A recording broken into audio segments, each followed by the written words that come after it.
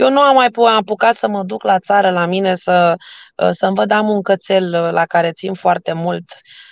Are 13-14 ani de când am luat-o de pe stradă și am dus-o la mine la țară și au grijă și vecinii mei de ea. Eu nu m-am dus să-mi văd acolo, am marea mea avere, acea căbănuță de casă de aia de grădină, unde mă retrag pentru că am pus atâția pomi că nici nu se vede căsuța printre ei, așa îmi spun ăștia, căsuța din povești, și este locul în care îmi place să mă retrag. Deci n-am apucat să mă duc, cred că o singură dată anul ăsta am fost, da? Ce să faci, frate, cu ciolanul ăla? Câte să-ți iei?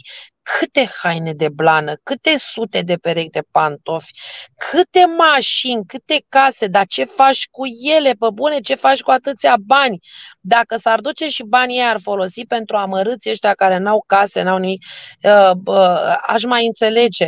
Dar ce faci cu atâția? Că nici copiilor tăi nu le e bine să știe că au atâta avere, că nu mai faci nimic din ei.